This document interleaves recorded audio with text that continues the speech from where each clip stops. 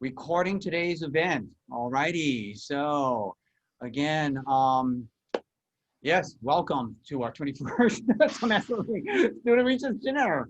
And with that, let me tell you how things are going to proceed. We got 4 great presentations here. Yeah, we're represented by 3 HPU and then 1 Chaminade presentation. Yeah, and I am just trying to look around for something. Uno momento, por favor. Ah, here we go. Okay. HPU, we are an international university, by the way. Just wanted to get that. Anyhow, and my horrible Spanish. With that, the way the presentations go, yeah. We have the program at the top of the chat list. You want to check that out. So we'll have each presentation present. They have about 10 minutes. So I got a little timer here. 10 minutes to present. If you're short of 10 minutes, no worries. If you go over, don't go too much over than a minute or ish or so. All righty. And then afterwards, we'll have time for Q&A. Okay. And then we'll proceed with each one. If for those of you who have a PowerPoint presentation, just click down below and then you can bring it up. You should have access to that. And with that, does anyone have any questions? No? No? All right, then we shall proceed. With that, everybody, for our first presentation, very interesting one here. We have our HPU presenters, Mr. Mark Jaksu-Widgetkorn, and let me just bring someone in here, someone from the Psychology Club, Mr. Jack Krasinski and Ms. Jennifer Aub, and they will be presenting their relationships with pets and people. And their faculty advisors are Dr. Michael Erickson with the HPU and Dr. Catherine Armour of University of Hawaii, West Oahu. Yeah, so Mr. Jaksu-Widgetkorn, Krasinski, and Ms. Aub, yeah, if you want to set up your PowerPoint, no rush, take your time. And when you're ready, just let me know and I will hit the clock. Great, can everyone see my screen? I can see it. Okay, great. So hello everyone, thank you for joining us tonight. I'm Jack, and I'm joined by Mark, and we're students in Dr. Erickson, Dr. Armour's research lab here at HPU. And our project is about relationships with pets and people. So we'll begin with our introduction. Both human-human and human-pet relationships can be beneficial. Relationships can be with family members, but also with the animals we have in our home as well. I love my family members, but I also love my pets as if they were my family. Both the relationships can be rewarding and beneficial, but which one is more rewarding? Which one is more challenging to keep up with? Which relationship is more stable and consistent? Maybe you all can help me answer some of those questions. And feel free to answer some of these questions in the chat. If someone you love destroyed a thing you love, how would you feel? I know that I would probably feel upset. Now, what if it was your pet that destroyed the thing that you love? Which would make you more upset? Similarly, the second question is, if your pet ignored a gift you gave them, how would you feel? I'd probably feel a little disappointed. However, what if it was someone you loved that ignored the gift that you gave them? Which would make you more upset? These questions highlight how we may feel different emotions and interact differently with other people than we do with our pets. And this is the focus of our study. So what makes people like or dislike pets? Well, previous research has been done to explain why humans may like and dislike certain animals. Research is important in helping us to understand the various factors that underpin human and pet interactions. In 1997, Archer found that animals, specifically pets, provide humans with unconditional love that is not found in human-human relationships. This may help to explain why pet-human relationships can be so strong. Additionally, people may have unconditional positive regard for pets when compared to other humans. In a 2009 study, Jacob found that there are many factors that influence how humans respond to and interact with other animals. Humans have biological predispositions that may elicit either positive or negative reactions to certain animals. For example, the sharp teeth of a lion might scare somebody, and that's because this is helpful in protecting humans from potential threats, and it promotes our survival. Furthermore, our past experiences interacting with animals help shape the schema of them. This is in tandem with the knowledge we have acquired about animals. Additionally, a 2011 study by Sherman explains that cuteness most likely arose as an evolutionary mechanism to elicit caretaking behaviors in humans. This helps to explain why pets that humans often have, like cats or dogs, are usually small and cute because we want to care for them and we have this innate urge and ability to do so as if they were our own children. So we developed interest in this topic after researching hate and self-protection in lab last year. The results showed that people were extremely protective of their pets, even more so when compared to humans, so much so that the data point was even an outlier in our last study. Now we'd like to investigate this further. In this study, we're seeking to understand how do people's feelings about pets and people impact their lives. More specifically, our study seeks to understand how the display of presented emotions in pet-human relationships differ when compared to human-human relationships. We're interested in looking at the presentation of hate, compassion, and forgiveness within pet-human relationships and human-human relationships. We hypothesized that individuals will report A, less hate, B, more compassion, and C, more forgiveness in pet-human relationships than in human-human relationships. We believe that this will happen because pet-human relationships operate on different dynamics such as unconditional positive regard and unconditional love when compared to human-human relationships. And now here's Mark with the methods section. Hi everyone, moving on to the methods. So for the methods, we have comparison questions and additional scales. We use within subject comparison to compare 3 areas between relationship with someone they love and care about versus pet. We included hypothetical scenario question to assess how someone would feel if the pet or loved one did certain action. These questions use a 5-point scale to assess feelings of being upset, being angry, and feeling hate. These questions measured generally how much they love this person and pet. Also, it measured whether the participants feel that they give or receive more from this relationship of a human versus pet. And next, we have the possible moderators. For the first one, we use the UCLA Loneliness Scale. This is a 14-item Likert format. We chose this scale because of the correlation between loneliness and the strength of attitude towards pets. Referring to Archer's article, Why Do People Love Their Pets? He stated that even though there is no solid evidence humans who live alone are more likely to develop a bond with pets more profoundly compared to those who live with other people.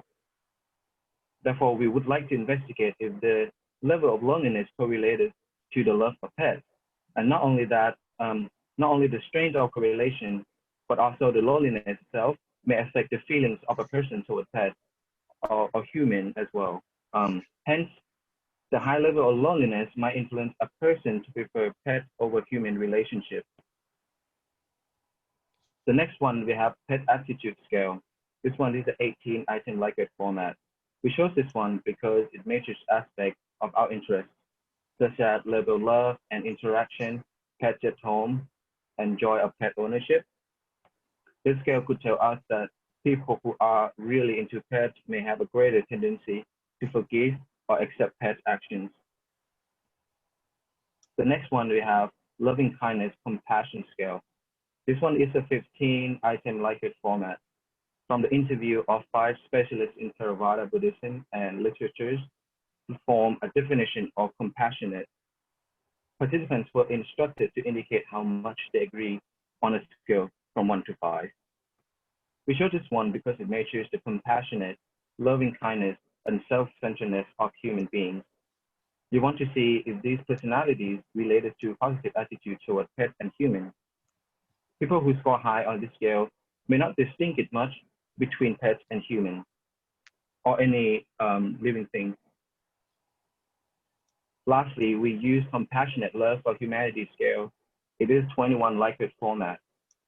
We chose this one because it measures the general attitude towards humanity involved behavior, feelings, and thinking that focus on concerns. We would like to measure the attitude of participants toward other human beings and compare them to the attitude towards pets. A person who scores high on this scale may prefer human relationship to pets.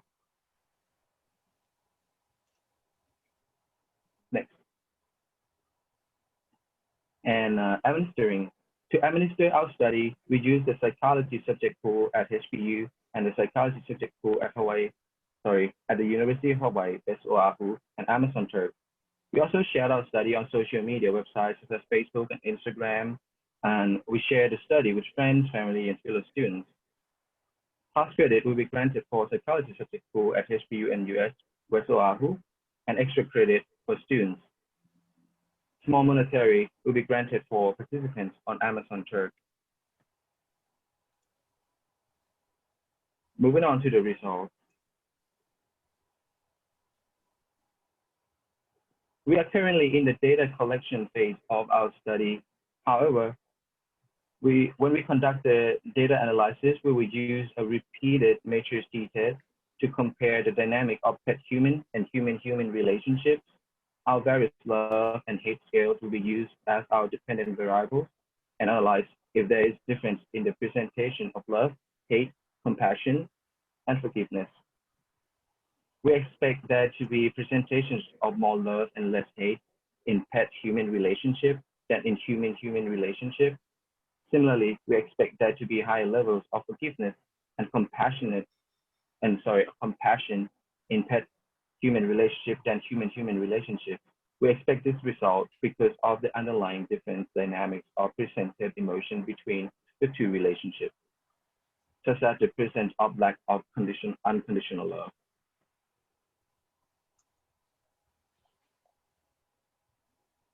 Limitations.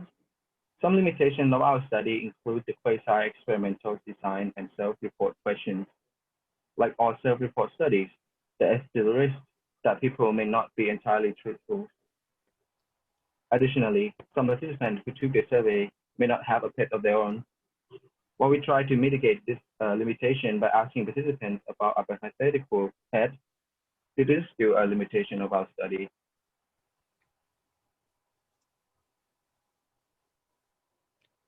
Here are references. And we'd like to thank Dr. Erickson and Dr. Almer for helping us and supporting us through this study and their ongoing support as we do the future data analysis. I'd like to thank all of our peers in the Emotions and Relationships Lab for helping us and helping us draft up our survey, and all of you for attendance tonight for listening to our presentation. And now we'll take any questions. Very good. Excellent. Perfect timing. Yes, it's open for questions, please. Hey, who was that? Sorry, that was me. It was her. If you'd be kind enough to, yeah, if you have any questions, please feel free.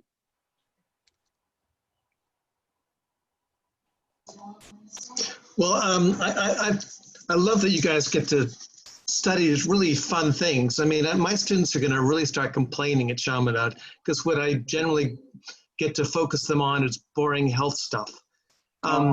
Except for what Steve's talking about today, which is about soccer, which is much more interesting. But I was on the campus the other day and they were doing construction, and there was a tiny tractor, a little tiny tractor, like smaller than a mid-sized car. And in my brain, I thought, oh, that's really cute. And then I thought, what? It's a tractor. Like, what am I thinking? It's cute. And so I think I must be kind of hardwired to really think small things are cute. And I wonder if your comparison group, in terms of like, instead of human to human kind of affection, should be like parent to child, you know, because children, we don't have the expectation of considered action with children.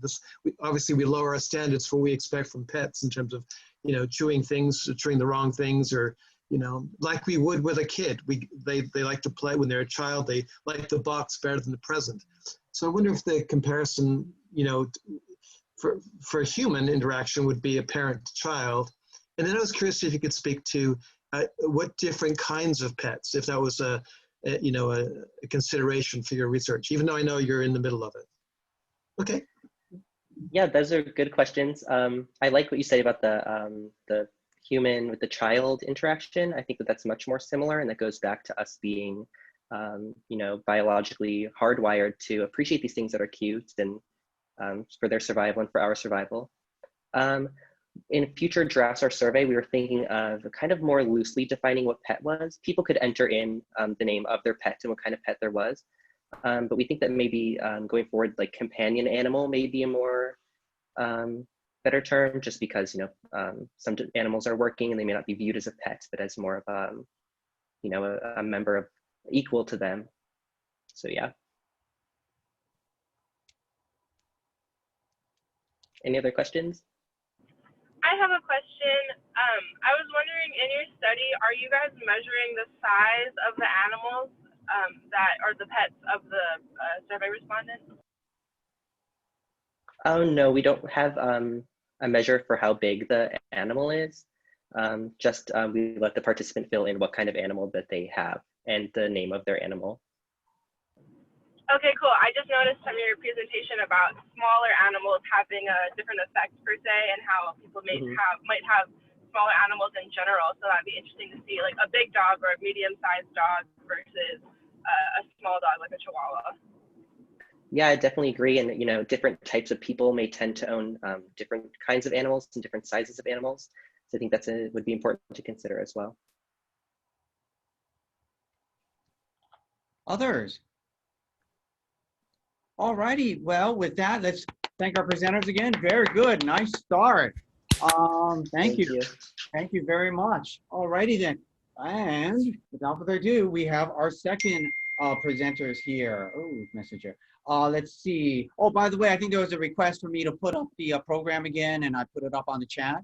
Yeah, people are able to see that, get that? Okay. If not, just request it again if it's not there, if I goofed up on that. Without further ado, let's have our second presentation. Yeah, we have Ms. Mary Dungi and Tucker Zwonka from HPU. Their presentation is Indirect Emotional Communication in Video Games. Faculty advisors are Catherine Almer from UH West Oahu and Michael Erickson from HPU.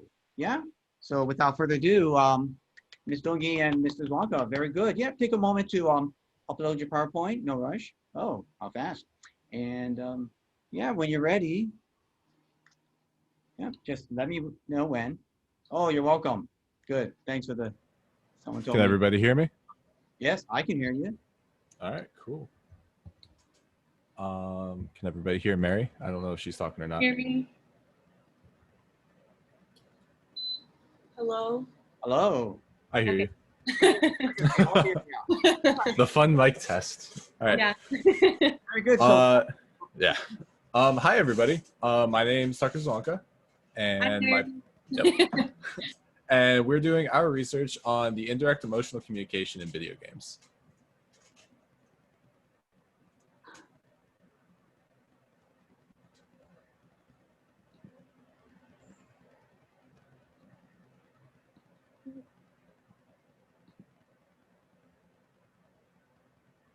Can you see it, Mary? No. That would do it. Yeah. I was like, why are we still on the title page? Okay. I'm guessing we're on the implications one? Implications, yeah. Okay.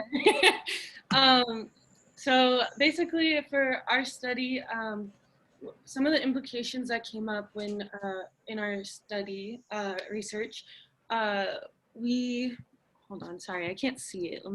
I'm gonna pull it up on my screen really quick. You're good. Okay. So some of the implications that came from our study when taking these surveys with video games, we saw that video games were able to be used as an arena to explore people's emotions and with their interpersonal relationship. So within our survey, we are having people self-report how they view the world in a sense. So we're taking political standpoints. We're taking their political, oh, you could go to the next, you could push it. Okay, sorry. Yeah, no worries, I saw it now. Yeah, it was on my end. That's my bad. So we're taking their political standpoints and viewings, and we measure that later, and we are trying to see how the real world is translated in video games and vice versa. So we're trying to see how their standing in like political scene may impact how they play, whether it motivates them more to play better, or if they may help people in the video game if they see someone who has a tag name that fits their ideals. So we want to see how maybe they play in the video game, and then it would also, how it could possibly translate into the real world. Would it be worse? Would it be better? Would it be less? Or is it more in the video game world? So this is opening up possibilities for studying the role of emotion. So it opens up the possibility for studying the role of emotions in video game play, and it also opens a gateway into new research within the realm of communication by looking at video games. All right, so moving on to background. So when we originally started this research, we were brought into the lab and we were told, like, yes, we need to find something with emotion. We need to look at something that is studying emotion. And so naturally we started doing research on video game, just typing in like video games, emotion, and that type of stuff. And what we found originally was that a lot of video games that are studied in the realm of research psychology are emotions drawn from within the video game. So in the two pictures on your screen, these are one of the hot topics that people have been studying, and that is how art is depicted in video games. When you're looking at these two images, these are actually the first images you see when you're coming out of the introductions in both these games that are mentioned. They're Fallout 4 and DayZ. The reason people are studying that is because they want to see how the person feels going into the game. So both these are open world adventure games, and they want to invoke the possibility of it's going to be dangerous, but it's also going to be scary and fun, and it's an adventure. Moving on, we decided we wanted to focus on communication because the lab is focused on interpersonal relationships, and even though video game research was focused on the video game itself, we wanted to see how it would correlate with other people. So in our research, we found through Horowitz 2018 that ELS participants in Puerto Rico were motivated to speak English while playing video games. And we thought this was a really interesting topic to move forward and continue our research with. We decided to move from this to looking at cooperative game effects and the emotions that separate the game, or the emotions that are separated from the game itself. So like Mary was saying earlier with the political stuff, we wanted to focus on how politics affected how people played. Real quick. Oh, sorry, go. Someone asked about what an open world adventure game is. Oh, I'm so sorry. So we'll use this as the example because we're going off communication as well. So open world adventure game, imagine that you are your main character. You're in a first person. I'm staring, you see everything. So like this picture is your line of sight and eyesight. Open world basically means you are dropped in one spot and you have the entire map that is completely open. You can wander around, you can do anything you want on it. There are tasks you can complete, there's stuff you can do. It's like being in the real world, but you're in a simulation video game basically. And so in these games for communication, like DayZ, there's something called proximity chat. This allows you to communicate with people. So let's say Mary and I are standing 10 feet away. I just have to talk in a normal voice. But in the game, if Mary's standing like 20 or 25 feet away, she's not going to be able to hear me speaking in the game. So it's a lot of very interesting stuff that is combined into one. And then a lot of these games being open world as well are combined on many different servers. So the motivation to speak English was done through games like this, where people from Puerto Rico were also playing with people who are on European servers or like Asian servers, like all around the world, different languages, different nationalities, just everyone speaking and trying to survive. So other background, moving on to ours, we wanted to work on the indirect nonverbal communication.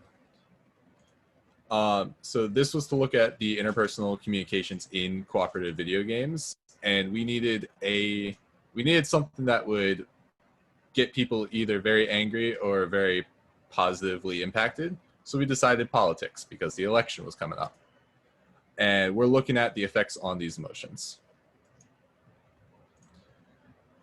So given that, we have our research questions for, do people playing video games demonstrate hate when playing? Pretty self-explanatory. Then we move forward to, are specific players targeted for hate due to their clan tag, gamer tag names, or affiliation? We wanted to look at this because this is like the main reason why we wanted to do this study, whether people were going to focus on the competition at hand or whether people would want to actually try and talk to people and be like, hey, why don't you have the same idea as me? Why are you doing this? Why would you put that out there? And then, as I just said, the competitiveness moderates how the political agreement shown in the clan tags, gamer tags, is evaluated. So say you have people who are just very competitive. They could not care about what is mentioned in the clan tag or gamer tag. But then you have a group of people that could just be on there for fun and they get offended when they see this. We want to be able to study that, which moves us on to our hypothesis. That was weird. Okay. So our hypothesis, we predict that players will express hate against opposing opinions shown in clan tags or gamer tags if the opportunity is available. We believe that players will not go out of their way to express hate to other players if it meant that they would lose the match or the game. Those scales. So our first scale that we have is our enjoyment of competition scale. We found that we wanted to add this competition scale because in our early trials, we found that some people communicated like, I don't care, I just want to win. Like, I don't care who's playing me, I don't care who it is, what their name is, like, I'm just trying to win. Like, that's my main goal. So we decided that it would be important for us to add this competition scale so that way we can compare it to their answers later on to see if their competitiveness is high, maybe all of their things are not as generated towards one way. So they may not agree with that person, or they may agree with that person based off of their name, but they don't care because they're competitive. So this is a scale that's 9 questions, and it's on a 1 to 5 Likert scale, 1 being strongly disagree and 5 being strongly agree. One of the sample questions is, I like competition. So next we have the ideology consistency scale. This was to gauge whether or not the participants were on the political spectrum, or which side of the political spectrum they were on. These were done as a please choose the statement that best matches your feelings type questions, and you were allowed to refuse answering.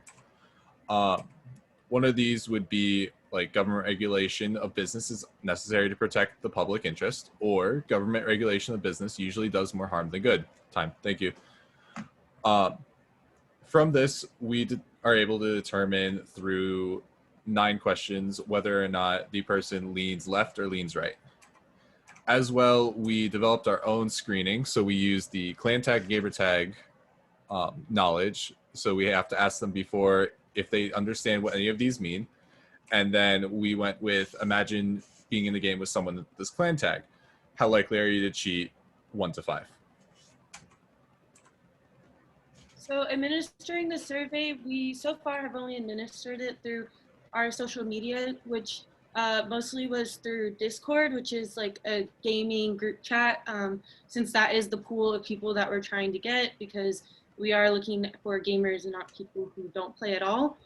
So the other 3 psychology subject pools for HPU and the University of Hawaii, we may go to that later if we don't meet our goal. And same with Amazon Turk. So far we have 27 participants, and our goal is to get to 100, and it's still an ongoing survey that we have right now. So some of our limitations is that this is a self-report survey. So there are going to be people who may not want to like choose a side and may not want to like give us their real opinions. So because they have to be self-aware and look at themselves and translate that into the survey, it may not actually match up to how they play. So for future research, it would be really cool to actually watch the people play the game and see how it changes when there is a member of an opposing ideology against them and marking that down. And also this survey is based on team-based video games. So it may not translate to single player games when they're just playing by themselves rather than on a team. These are our references. We'd like to thank Dr. Erickson and Dr. Amer for working with us. We'd like to thank the Hawaii Pacific University Emotions and Relationships Lab and everyone here at the research dinner. All right, let's hear it for Ms. Dungi and Mrs. Wonka. Very good. Excellent. Wow, fascinating stuff. Very cool stuff. And with that, I'd like to open it up for any questions from the gallery. Sorry for going over time too. Oh, no, no worries. It's okay. I said a minute or two. No worries. So, yeah, All right, cool. Gallery.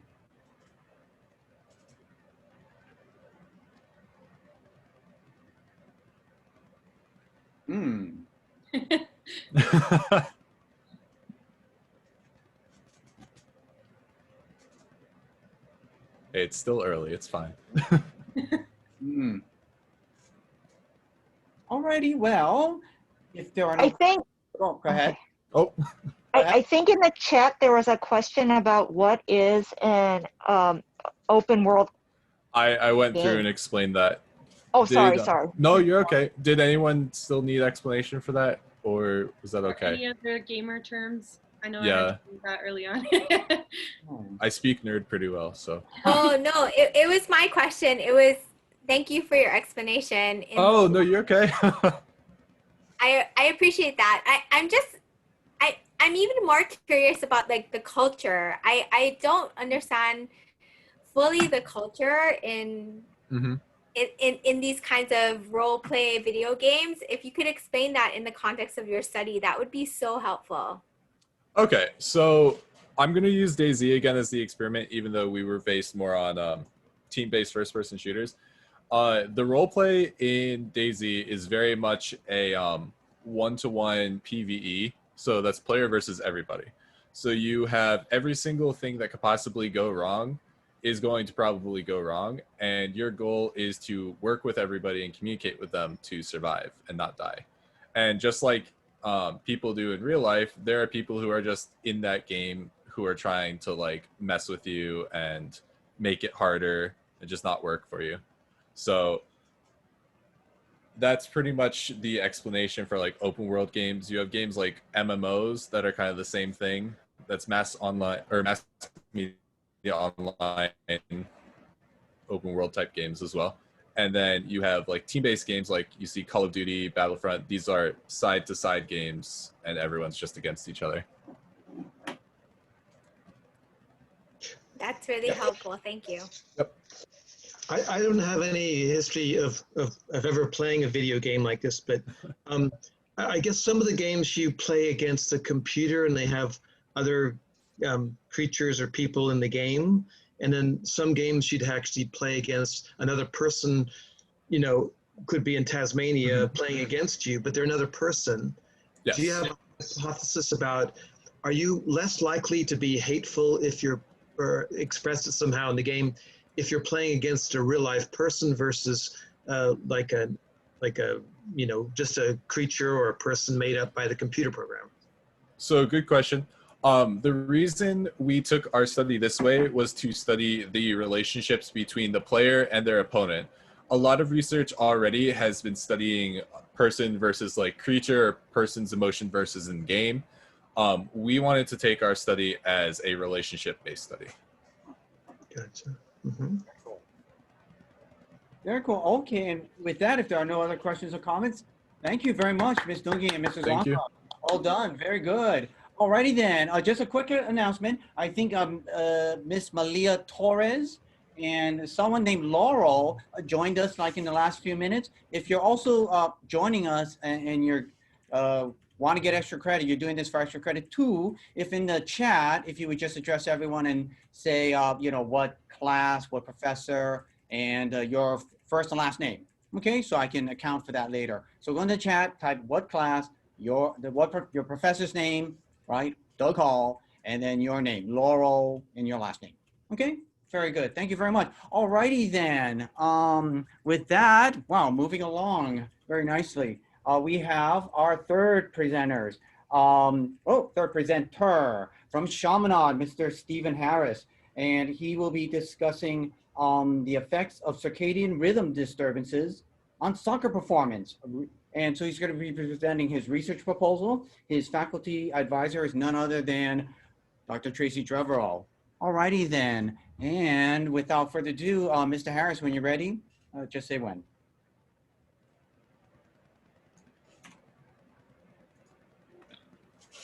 Okay, I'm good.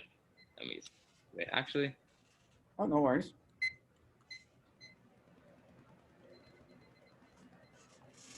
While Mr. Harris is setting up, I got to tell you, I really am glad I don't teach classes at night, because look at my Zoom screen.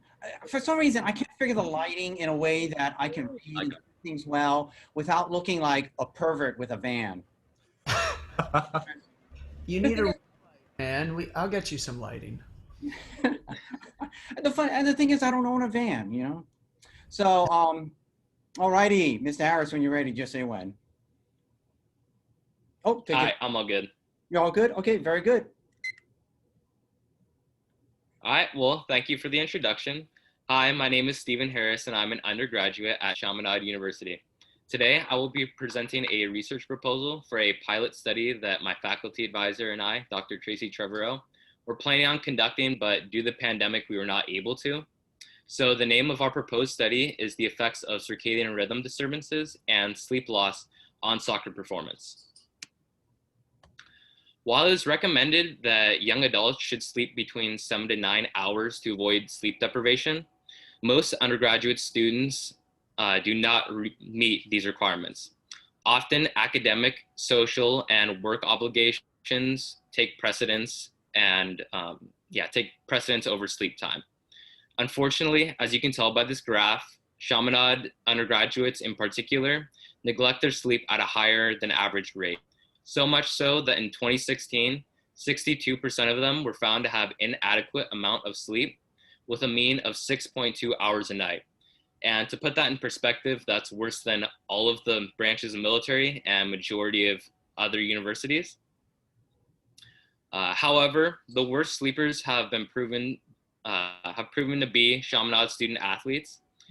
This problem seems to stem from the somewhat absurd training schedule which these teams are to.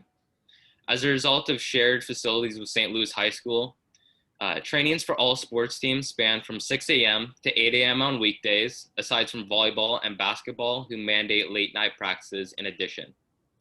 Myself, being a member of Chaminade's men's soccer team, I can affirm that these early morning awakenings most definitely impinge upon our sleep.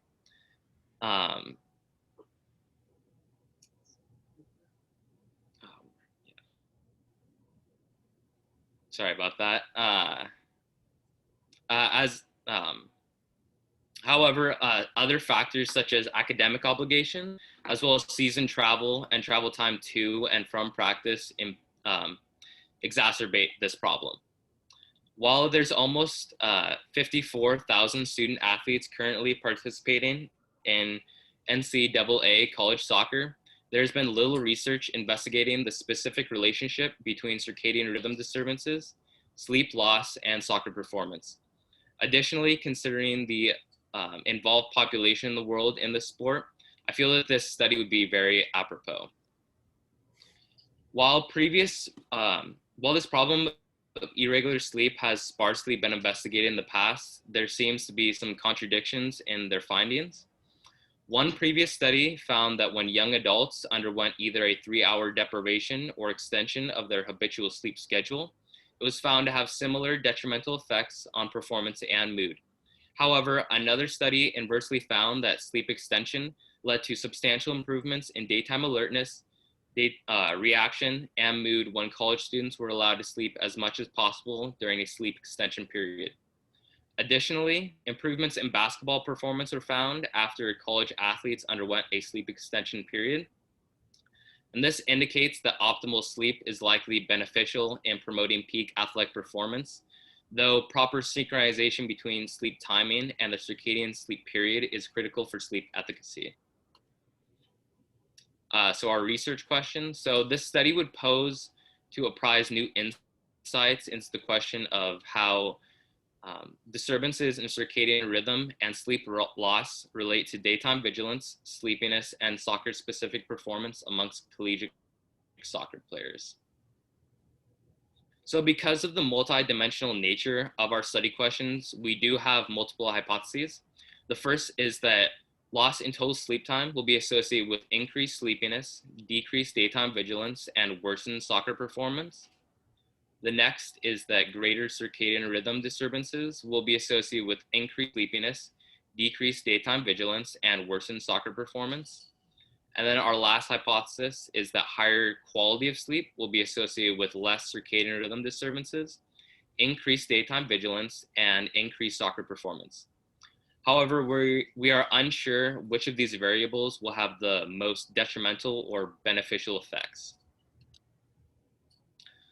So participants for this study will consist of 18 to 26-year-olds recruited from athletically and academically eligible players from Chaminade's men's soccer team.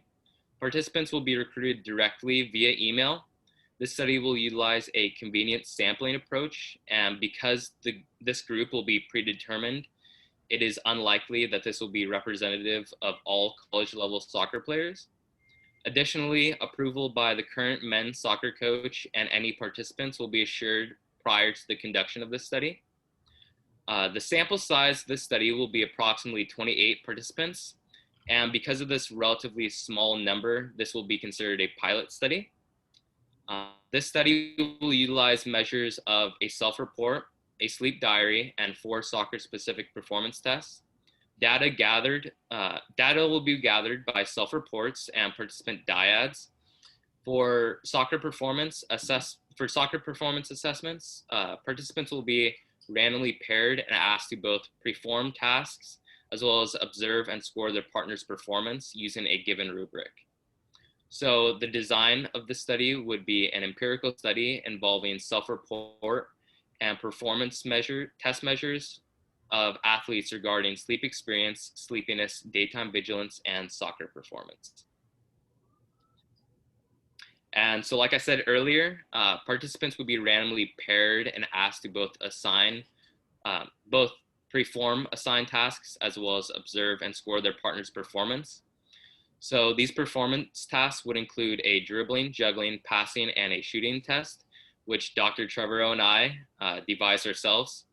These tests would require skills typically demanded of soccer players and the game of soccer.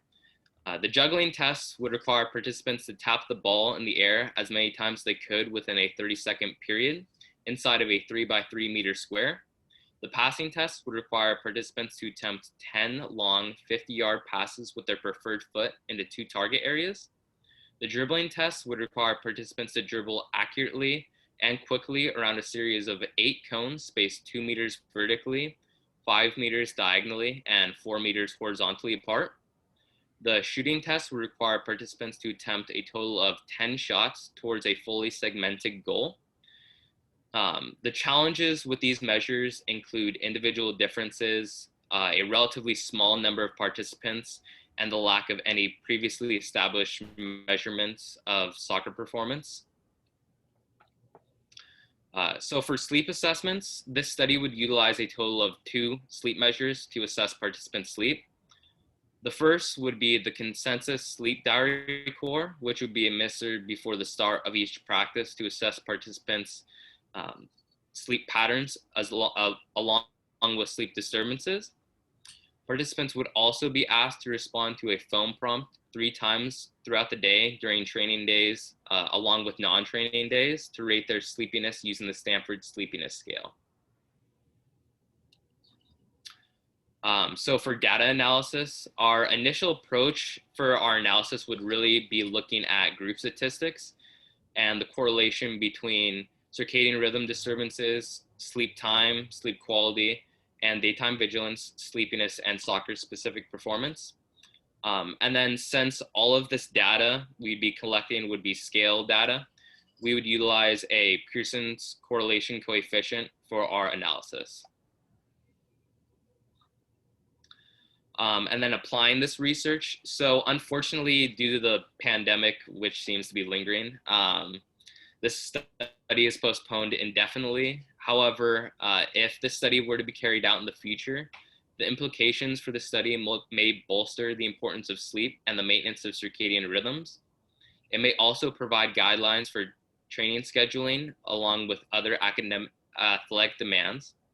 Implications may also support the notion that when compared to other factors that affect sports performance, such as training regimen and nutrition, obtaining enough sleep and establishing a set schedule of sleep is frequently overlooked, yet may just be as important. And then another important outcome may be initial data on the psychometric properties of our self-titled Harris Soccer Performance Measure. So here are all my references. And I'd just like to say thank you again for allowing me to give my presentation. And then I'd also like to give a special thanks to Dr. Trevorrow for all his help throughout this. So, and I leave it up for questions. Very good. Excellent. Thank you, Mr. Harris.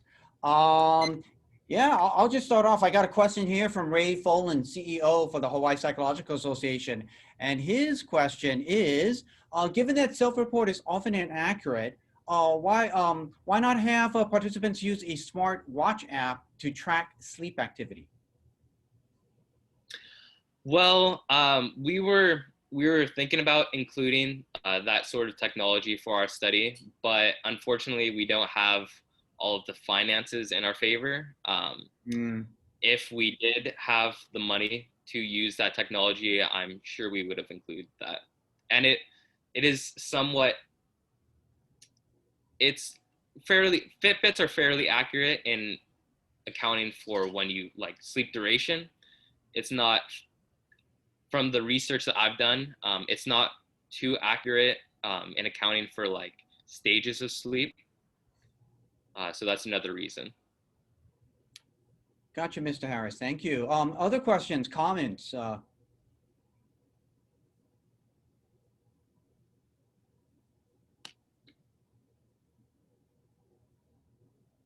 I got another one from Ray Folan. He's asking, I'm not sure if you mentioned this, but are you tracking substance use, for example, caffeine? In this study, no. We do want to include that into future studies. So this would have been a pilot study. So yeah, we would like to include that aspect in future studies. Okay, thank you, sir. Let's see. I got one from Ms. Dietrich. She said, she's asking, are there any variables that are unique to soccer players versus other sports?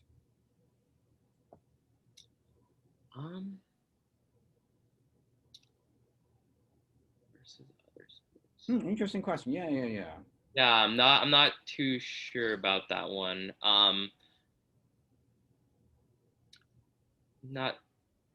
don't think specifically in terms of, I mean, other than basketball and volleyball, who they mandate late night practices in addition, which may cause further impingements upon their sleep.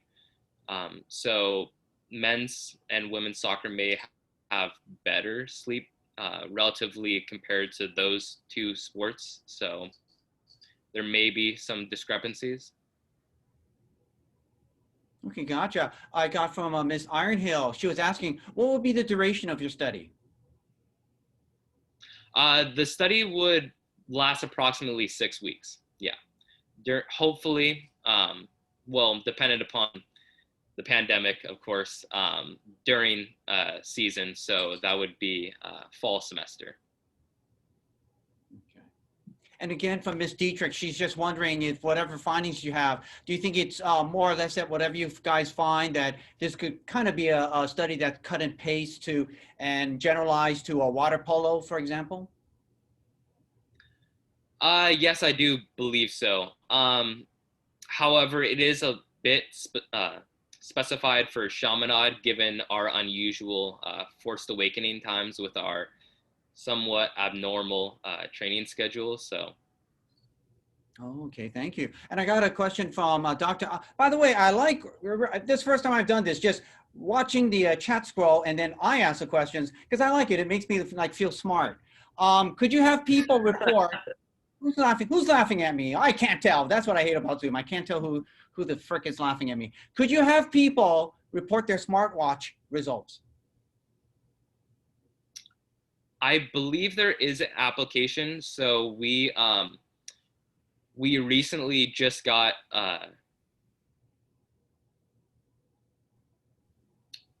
some training equipment last year. I haven't personally been able to utilize it because I've been off island since the pandemic, but they have tracking, like it's tracking bands so they can monitor where we run across the fields. And I am aware that they have an app for that, so they can upload like your heart rate if, like, say you link it up with your Fitbit or something like that. So I'm sure there is some sort of application that we could use, but currently I'm unaware. So Yeah, I was just sorry. That was me. This is Catherine Almer over at UHS Wahoo. I was thinking that even if you didn't have those apps, you could potentially just have them self-report that. Because as you know, self-report, even though it has its limitations, is widely used in psychology. So even having them self-report might be sufficient. yeah, in that case, yeah, we would definitely be able to utilize the, I think it's called the Titan app. I think it's the name of it. Wow. Wow. Yeah. Thank you, Dr. Arman. It sounds like she's running or jogging while She is. you know, I am. I'm doing multiple things at once here. I'm sorry, folks.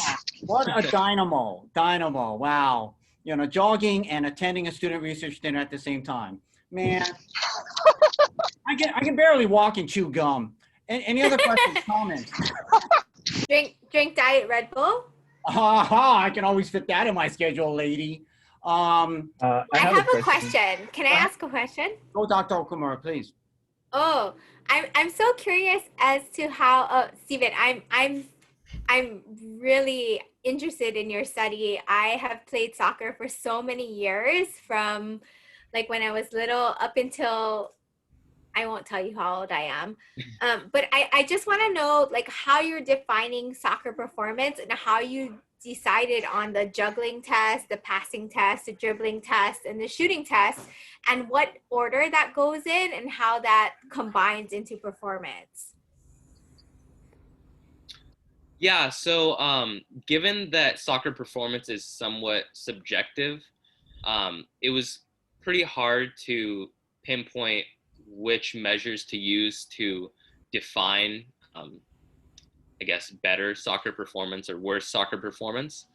We decided to utilize those measures just because they make up the simple elements such as dribbling, shooting, passing. Juggling is more of a visual task, and it's kind of hand-eye coordination. Well, yeah, hand-eye coordination. So yeah, we chose those just because they made up the, I'd say, like 4 main elements of soccer performance. That's such a good answer, and I would encourage you to think about a team-based type of measure to think about how other players interact with each other as an indicator of performance, because I think that's a huge part of soccer. Having played it and studied it for so many years, like I think there's so much to do with how other players interact and how they are cohesive as a team that are indicators of performance at an individual level as well as a team level. Yeah, I that's have another question really, going that'd off. be really interesting to look at. Thank you. So sorry, I have another question, and I'm too lazy to type in the chat. Sorry, Dr. Tsushima. But I was wondering too, based off of the previous question, that many can argue that the performance in a sport is, of course, physical, but also mental in people's understanding of concepts of the game, strategy, things like that. And it would add a very complicated aspect to your study, but it would be really cool to see if there are certain ways to measure cognitive abilities within a sport. That was, we actually hoped or talked about including some sort of cognitive test, but we didn't want to impinge further on the athlete's time. I know personally, I get a bit frustrated if I have to stay 30 minutes after practice for a speech from our athletic trainer. So yeah, we didn't really want to impinge too much upon their time, but that would be a really interesting topic to research in the future. Hey, Mr. Jackson Widgetcorn, you have a question? Yeah, I just wondering if how do you control the position? What I mean is that you know, if they I saw that you testing for like juggling, dribbling, passing, and other stuff, and if they do that every day, they might get better, and they can develop day by day. And even though they have sleep, they didn't have enough sleep or enough sleep deprived, and they might still get more numbers of juggling because they train every day and they got better. And could that be possible that that thing could affect or influence, like, you know, the inconsistency of your result? Yeah, I guess that would be another limitation. However, I guess we could measure and see if that progression would be linear or if affected, say, if an athlete got 3 hours of sleep the night prior versus when he got 7 hours of sleep the night before. So yeah, I guess that would be another limitation though.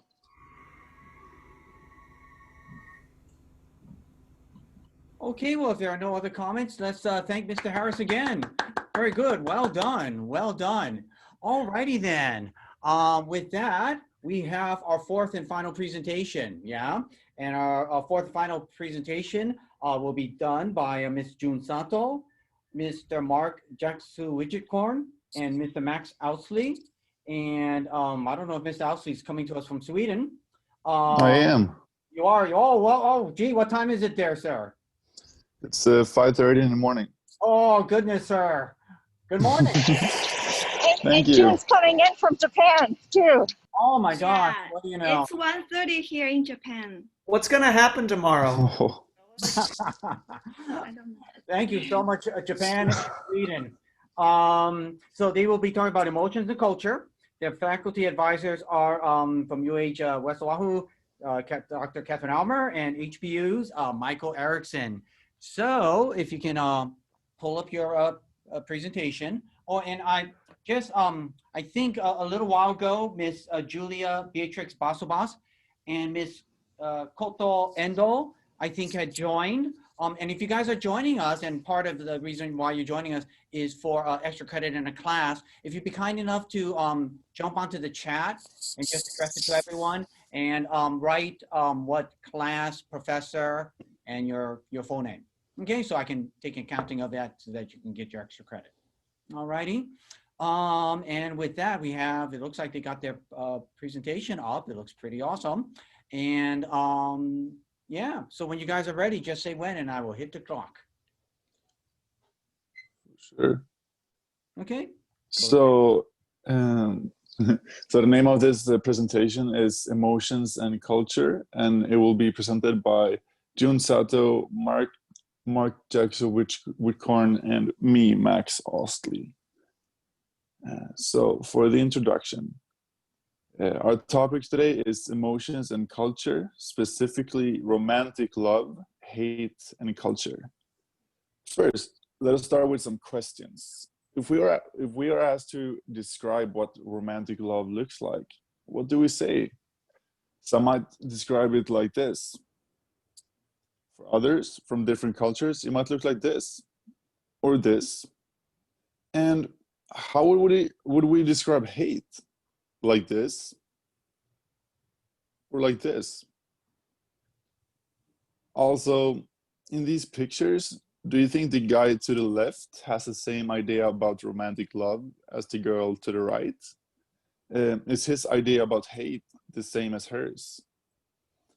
In addition, cross-culturally, do all the couples here have the same idea about romantic love or hate? And lastly, do they have the same idea about love and hate as we do?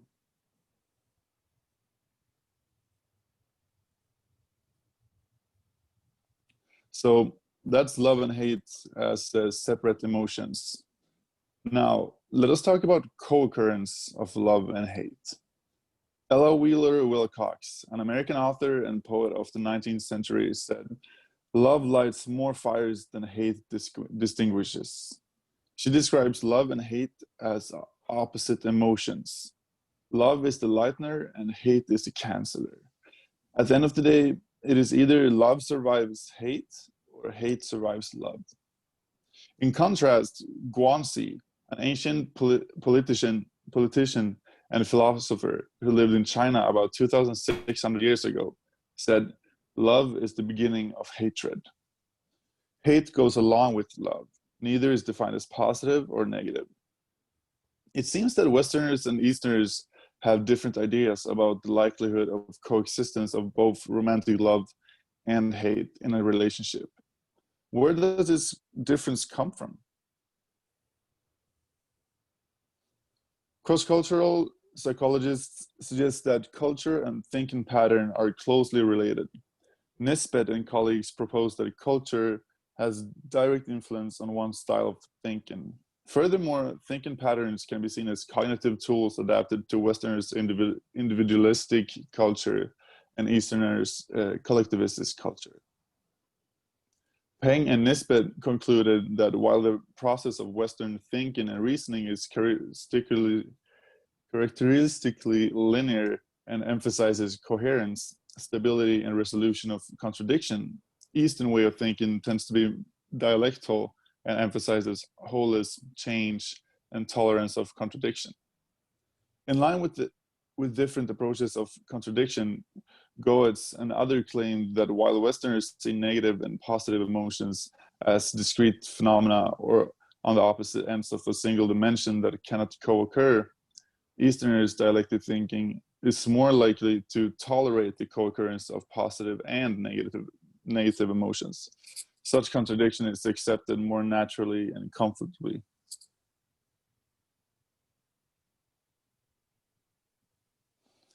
Experiencing both positive and negative emotions to the same event at the same time or in near sequence is defined as emotional complexity.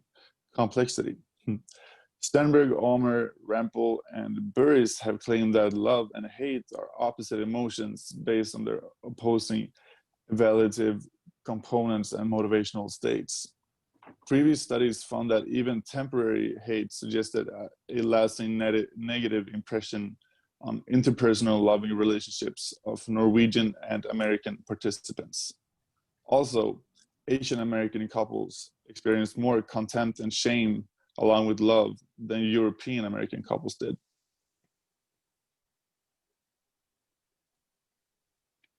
Okay, our research questions are, do people from different cultures conceptualize the emotion of romantic love differently? Do they conceptualize hate differently?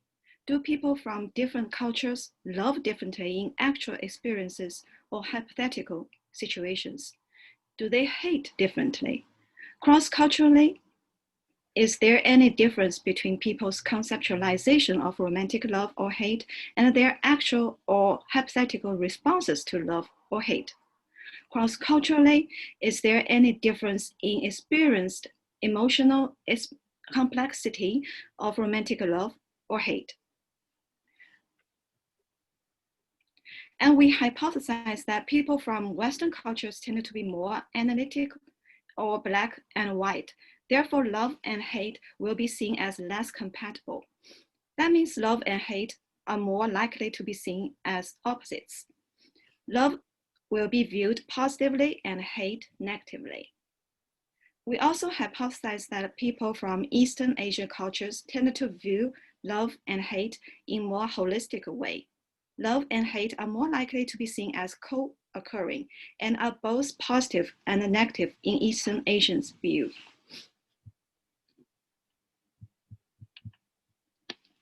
I'll move on to the scales and questions we used in our survey. We asked the participants about their birthplace, current residency, and their self-conception and self-perception about in which country they feel most at home. Considering people's conceptualization of emotions may systematically influenced by their cultures, we used the Trandis individualism collectivism scale to see if they see themselves as a part of a collective or as fully autonomous, and whether they see others as equal or are willing to accept hierarchy and inequality. An example of these questions is, I'd rather depend on myself than others. In order to measure a participant's general attitude toward strangers, we used the Spratcher's compassionate love for humanity. Participants were asked to rate how true each statement is of them. One of the statements is, when I see people I do not know feeling sad, I feel a need to reach out to them. Before measuring participants' general attitude toward their romantic love or hate subjects, due to the length of the survey, we randomly assigned them to either love or hate group. So participants in love group would only answer questions regarding love after this assignment, and hate group only questions on hate. Items such as how would you define romantic love, or what words do you associate with hate was included in this part. Besides the attitude toward strangers and toward romantic love or hate subjects, we need to know how our participants love or hate in actual or hypothetical experience.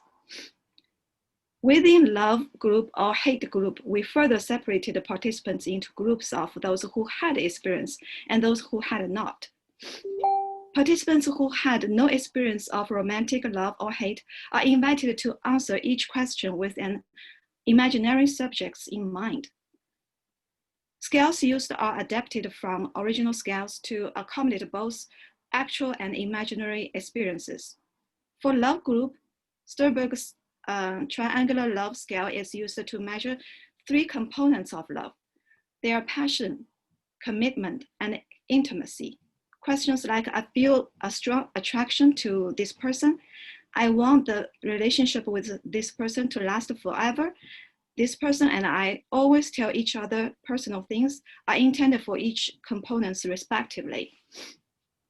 For hate group, Sternberg's triangular hate is employed to measure 3 components of hate, which are passion, negation of intimacy, and commitment. Questions such as, I sometimes find I cannot get the threat of this person off my mind. I think that this person is truly disgusting. I cannot imagine that this person will ever change his harmful behavior, are intended for each component of the triangular hate theory. Lastly, we added some items to measure a participant's phenomenological responses to romantic love or hate. The existence of bodily, cognitive, and behavioral symptoms such as about to explode, palm sweating, obsessive thoughts about this person, want to get close to this person, are included to measure each phenomenological response. Okay. Moving on to the methods. We are administering the survey in the US, started in Hawaii. Then we are in the process of translating the survey into Japanese, Thai, and Swedish. Then we will distribute the translated survey to the participants in each country. We distribute the survey via social media such as Facebook and Instagram and so on. We're also using subject pool at Hawaii Pacific University and University of Hawaii, West Oahu, and Amazon Church. Class credit will be granted for psychology subject pool at UH, West Oahu, and HBU, and extra credit for students. Small amount of monetary will be granted for participants on Amazon Church.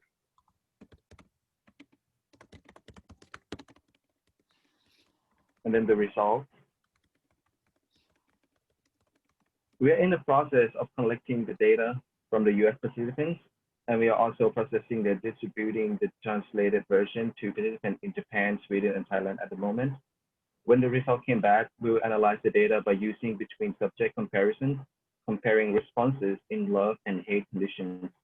Cultural and ethnic background will be included as a covariate. As we stated in our hypothesis, we expect to see more similarity between love and hate among people from East Asian cultures, and less similarities between love and hate among people from Western cultures. We anticipate this result because we expect Western cultures to view the love and hate to be less compatible, while people in East Asian cultures tend to view love and hate in more holistic way. Moving on to limitations. Limitations of this study include the translation. Of course, none of us is an expert in translating. However, we try to moderate the error by having native speakers peer reviewing the survey multiple times to make sure that we didn't fail to translate the survey. Next is the length of the survey. Because we wanted to study both love and hate, therefore the survey became very long. We mitigated the problem by randomizing the participants into two groups. The participant would either take the love or hate survey. Further limitation is self-reporting. There is the risk that participant might not answer the question truthfully. And lastly, there's a possibility that the participant may not have experienced romantic love or hate before.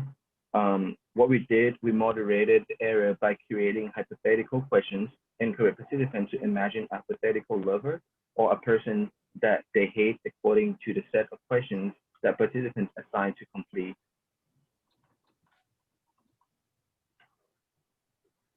Here are the references. And thank you, everyone. We would like to thank everyone for making this happening in such a difficult time, especially Dr. Erickson and Dr. Almer for their support in this research project. And finally, we would like to thank everyone in this room. Thank you. Any questions? Excellent. Let's thank our presenters. Yeah, any questions, comments, reactions?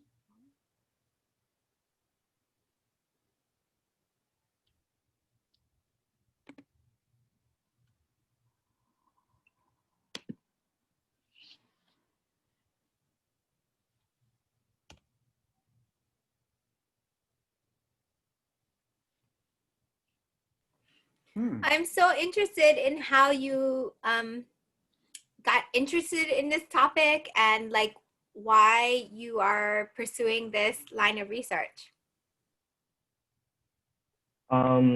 We kind of take advantage of our lab by having a lot of international students. Me, I come from Thailand. I have June, she's from Japan, and she lives in Japan at the moment. We have Max from Sweden. We have other students, and every year we're gonna have international in our lab every semester. So we kind of take advantage of that, and since cross-cultural research hasn't been, it's hard to done such research. So we kind of see this research as a long-term potential. So we want to keep it going, and in the future we might have more people from different countries, different cultures, and we will collect more and more data and study more and more. Can you situate it in like the Hawaii context, as you know, it's so diverse, and how do you account for that? That's why we're using the cultural background, individualist or collectivist, instead of merely location to taste for the participants, because we believe that not everyone in Asia would have collectivist attitude. So that's why we have that to taste out, so we can group them, and then we can compare the location, and then the way of thinking, and then the data, and the attitude towards hate and love. Yes.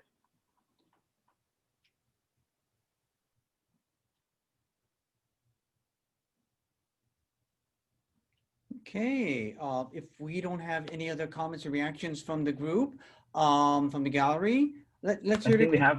Oh, go ahead. I think we have in the comments. Yeah. In the chat, yeah. Oh, in the chat.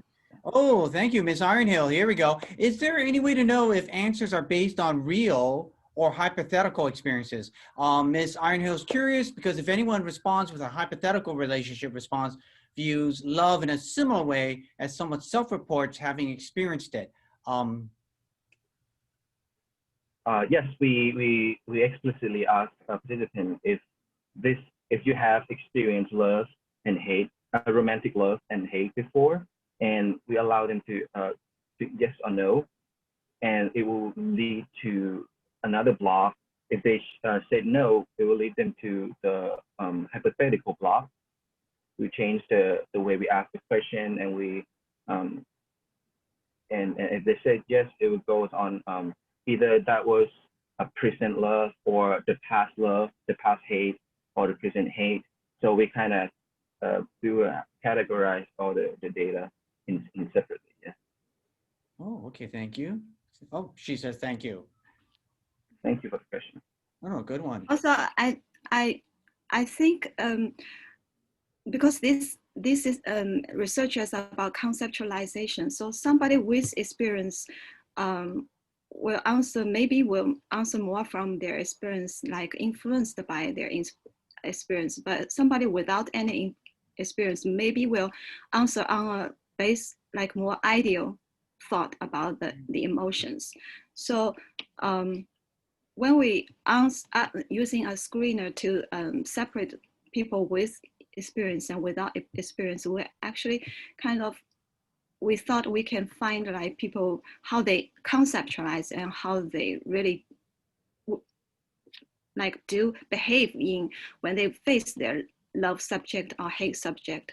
So yes, I think both way is good to find how people conceptualize emotions and how they do it. Some people maybe say like Asians, maybe they say love is not so, like love and hate go hand to hand, but sometimes maybe when they really face their love, they maybe don't behave that way. So I think maybe there's some difference between the conceptualization and the behavior. So the hypothetical part is kind of, I think, can more like easily induce the concept, their conceptualizations. That's. Oh, good point. No, I concur. I have a question. Oh, go ahead, sir. So I'm from the Caribbean, and I've noticed when I came to America, I've seen more individuality, and like you said, there's more black and white in how we see Black Western culture. Do you believe that individuality versus the unity in Asian cultures and Eastern cultures will play a role in your research?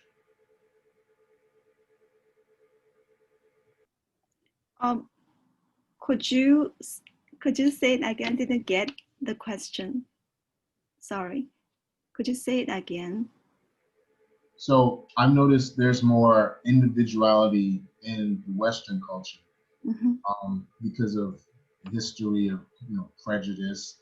There's a lot more hate and negativity in that way. And in the Eastern culture, there's been a big shift, and I would say there's a shift. There's a long preceding culture of unity, and I would like to know if you think that unity in the Eastern culture and the prejudice and individuality in the Western culture would play a role in determining the results of your research?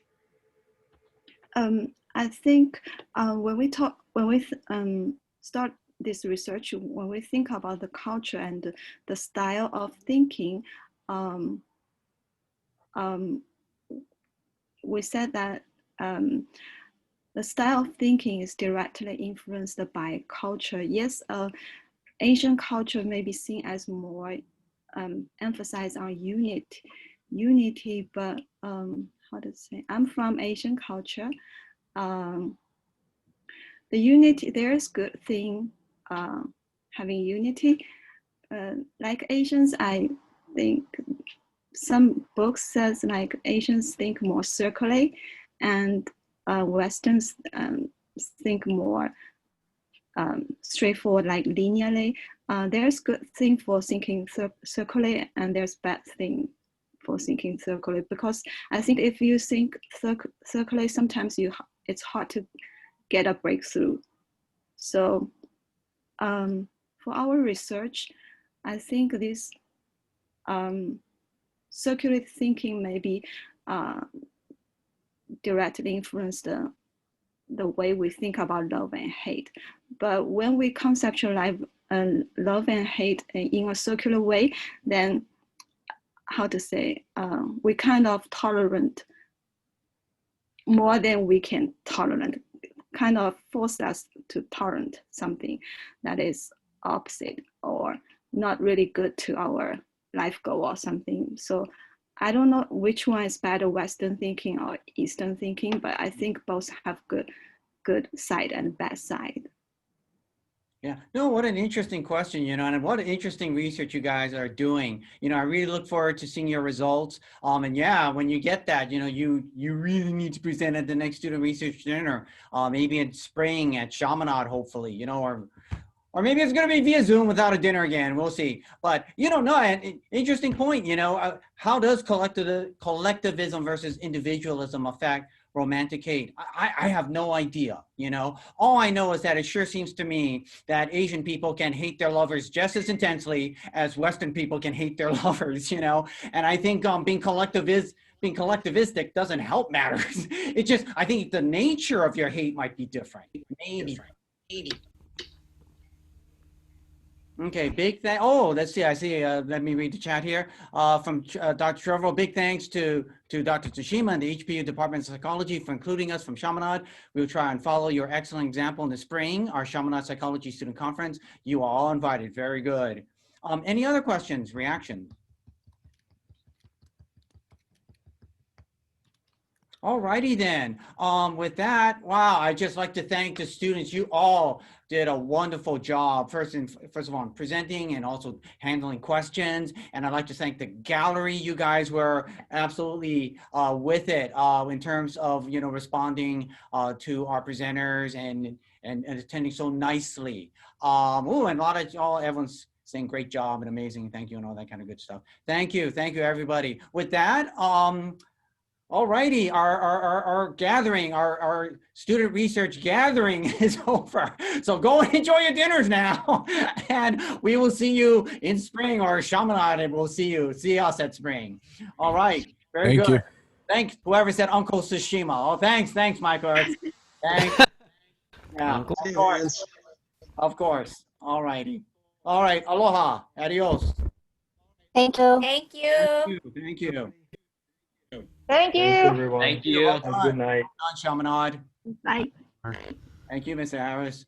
Tracy. Bing, bing, bing. All the people leaving. I love seeing and feeling really lonely when everyone leaves. I don't know why. It's a weird sadomasochistic thing I like to do to myself. I like to wait to the very end. Thank you, Dr. Tsushima. Oh, thank you, Misato. Good seeing you. All righty. Thank you, Dr. Thank you. All right. Good to see you again. Bye. All right. Hey, thank you, Dr. Okamura.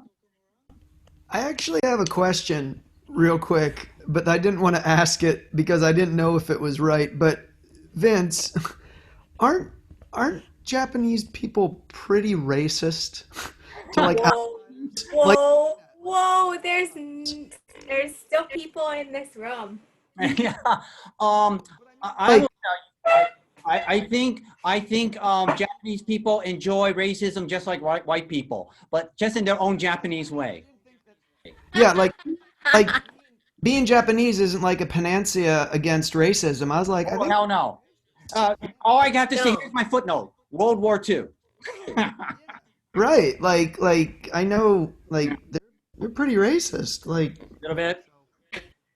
Oh, I have a question. human. What constructs is the racist?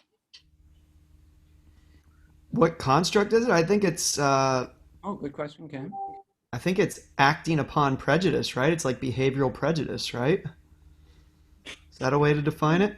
Mm-hmm. Like prejudice. Categorizing groups by race, by physical features, and then establishing a caste system or hierarchy based on that. Yeah, that's my thinking of it. Yeah. Yeah. Yeah, based on phenotype. Yeah. Why do you ask that? Why do you bring that up, Andy? No. No, I was just thinking about it. That I was like, you know, the difference between the cultures, like collectivist and individualist, and it's like if an individual, you're more likely to be racist. And I was like, I think racism is kind of. No. And then I totally concur. That's why I kind of commented earlier. I have no think that Asian cultures, because of collectivism, are less oriented towards hate interpersonally. I think it's just different. And to be overly simplistic, maybe it's easier to hate based on your family, your group, or your village. So if your wife isn't obeying you, that's gonna piss you off because it's gonna affect the family or the group. So that's where the hate could be. Whereas a guy in Texas might be, hey, my wife isn't behaving, and she is dissing me, personally. But I think Japanese people feel like they're dissing me too, personally, and take it personally, So I personally, I think it's just the nature and how you experience hate may be different. Right. Yeah. Manifest differently. Okay. And I think collectivism kind of really drove a lot of World War II. Oh yeah. In a huge way, it makes you very effective a military force. The more collectivistic you are. You get It makes for a good football team. It makes good for a good military. Well. Oh.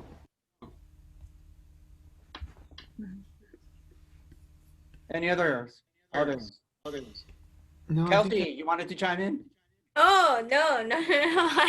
I'm so grateful for this night. I really enjoyed the soccer presentation. I don't know why. No. You know what the funny thing was? That got the most questions. Like deliberate practice for therapy skills is like a huge area of research right now. Like I've been seeing it at this conference I've been going to. And so I'm grateful for this like parallel to like soccer skills because I think it's a fruitful endeavor for us to go into. Oh yeah. Good stuff. I'm really looking forward to seeing the data. Yeah. I thought others. Any comments? Any? Alrighty. Well done, folks. Well done. Thank you so much, and thank you all, Erickson, Okamura, DeWald, and Krzyzewski, and Sato, and Ray Foland, and Hobbs, and I don't know. Great. Thanks for joining us. Thank you so much for joining us. All right, folks. Thank you. It was my pleasure. Thanks. Thank you so much. Thank you, Ray. Really enjoyed it. Thank you, sir. All right, folks. Have a good one. Enjoy your dinners. Digest. Rest. Okay. See you guys. Bye. Bye. Bye. Bye. Bye.